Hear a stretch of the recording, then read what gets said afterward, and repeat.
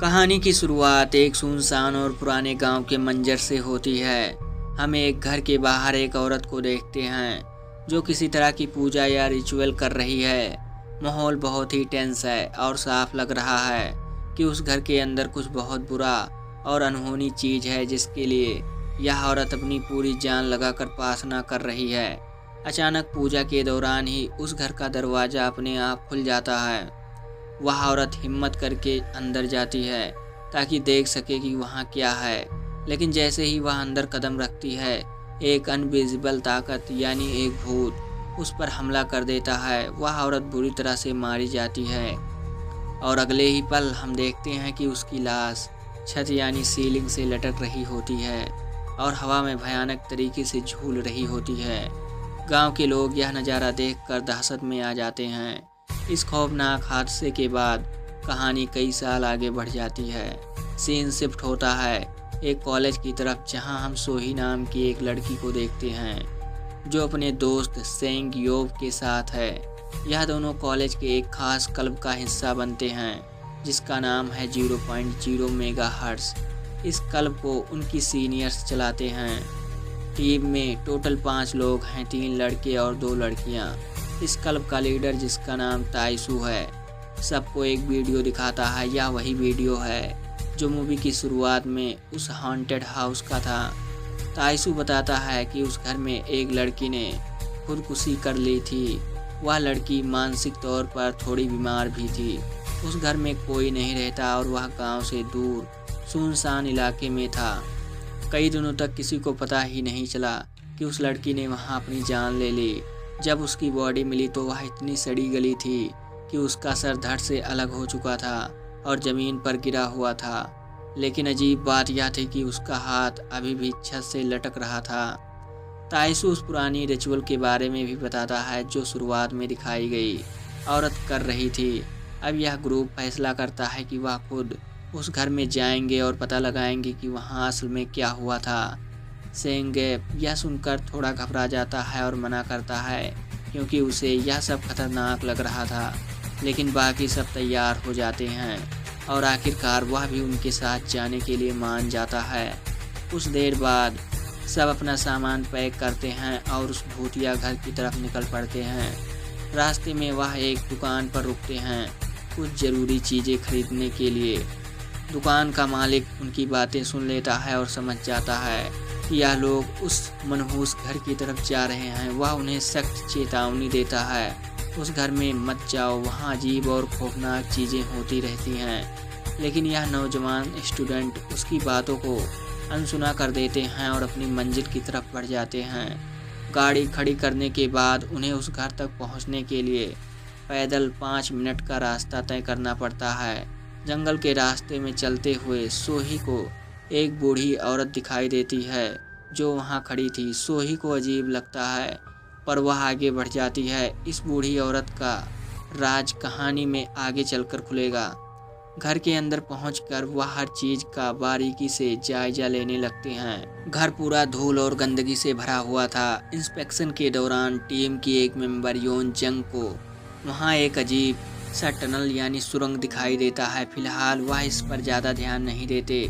सब लोग वहाँ खाना खाते हैं और रात होने का इंतज़ार करते हैं। रात होते ही वह अपना सारा इक्विपमेंट सेट करते हैं, कैमराज, मॉनिटर्स और सबसे ज़रूरी चीज़ EMF यानी फ्रीक्वेंसी डिटेक्टर्स।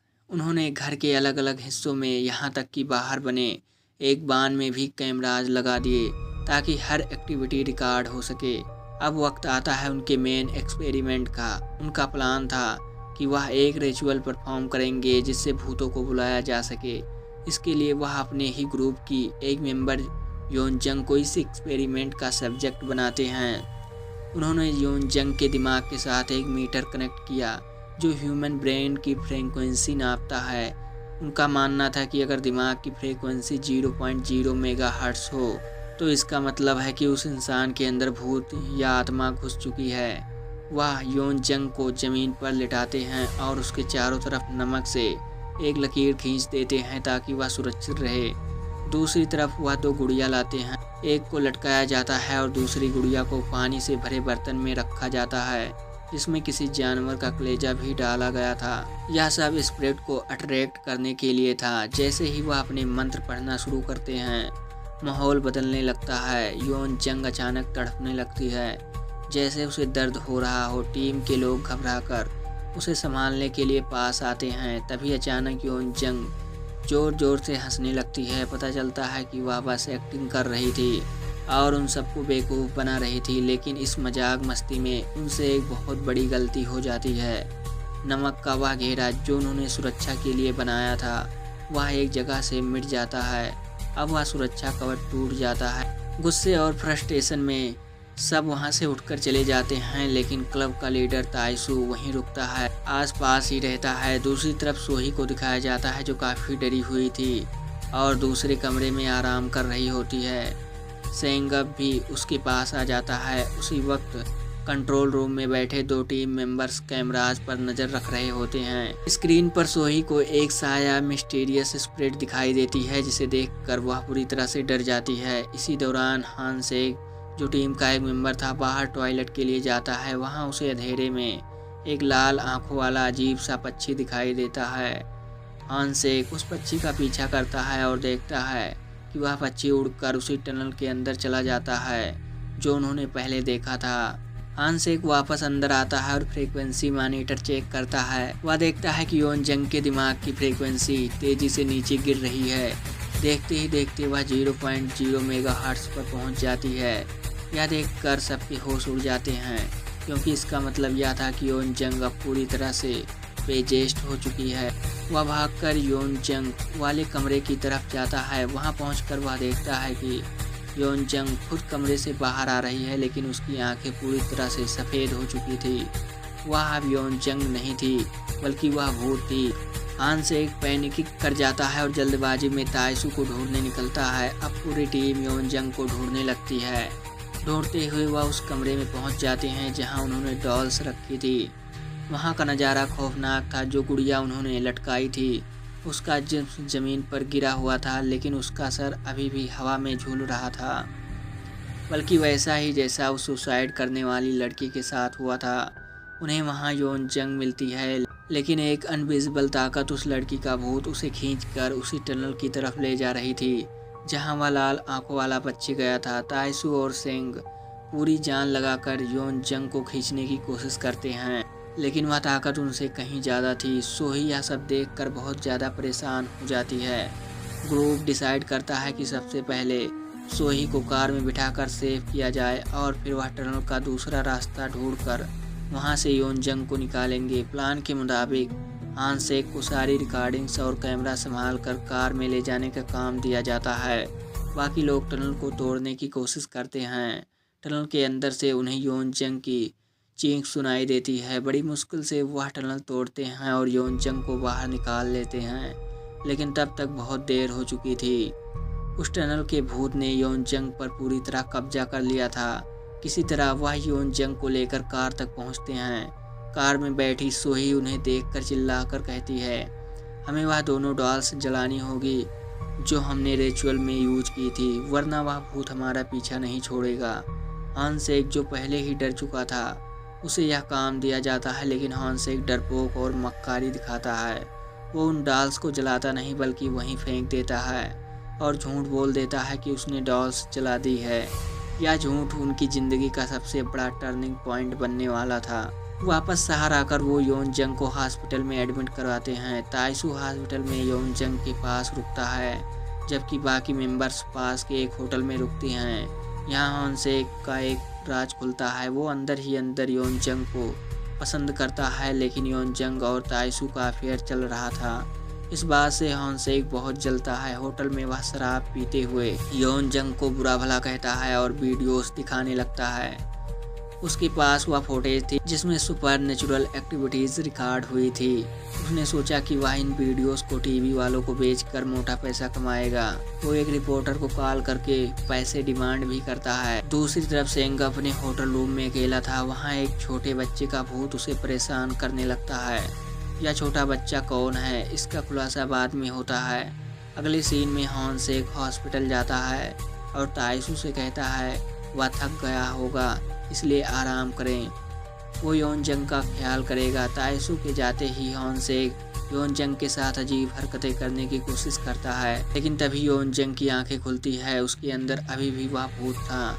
वह उठती है और हॉन सेक को वहीं मार देती है। कुछ देर बाद योन जंग को होश आता है और नॉर्मल बिहेव करती है, जैसे उसे कुछ याद ही ना हो। सब खुश हो जाते हैं कि वह ठीक हो गई है और उसे होटल ले जाते हैं, लेकिन उन्हें हॉन सेक की मौत का पता नहीं चलता। होटल के कमरे में योन जंग और ताइसू अकेले होते हैं। अचानक योन जंग फिर से पेजेस्ट हो जाती है और ताइसू के दिमाग के साथ खेलने लगती है। वह ताइसू को उसका एक पुराना गुनाह याद दिलाती है।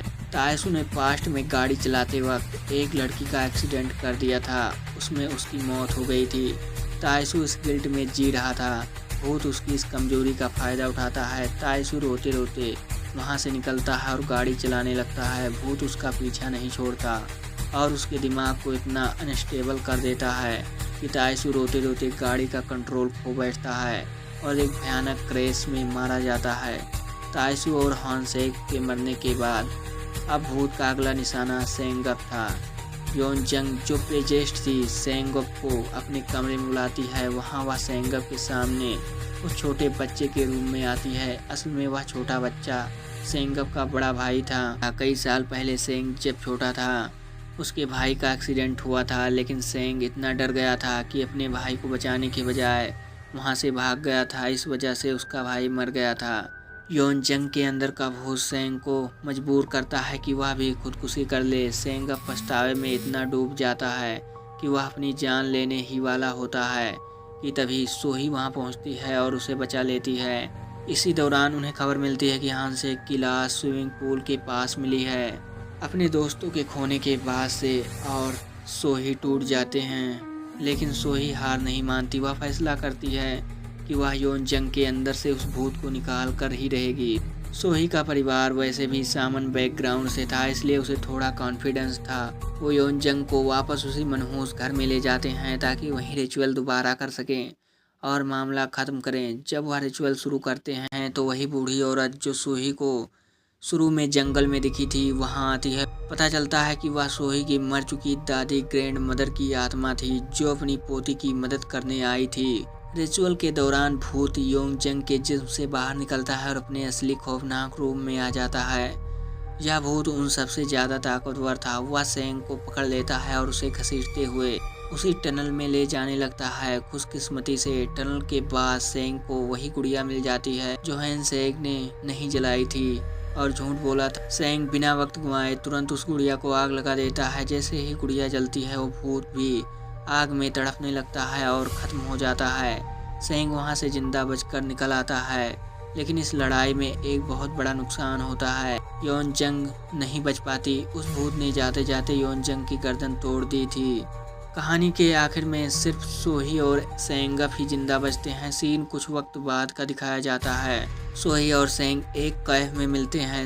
सेंग बताता है कि उसका नॉवेल पब्लिश होने वाला है। तभी उसे पब्लिशर का कॉल आता है और वह बात करने बाहर चला जाता है। सोही सेंग का लैपटॉप खोलती है उसका नॉवेल पढ़ने के लिए, लेकिन लैपटॉप में उसे एक फोल्डर मिलता है। जब वह उसे खोलती है तो उसके होश उड़ जाते हैं। उस वीडियो फुटेज में दिखता है जब सेंग टनल में था और उसने गुड़िया जलाई थी।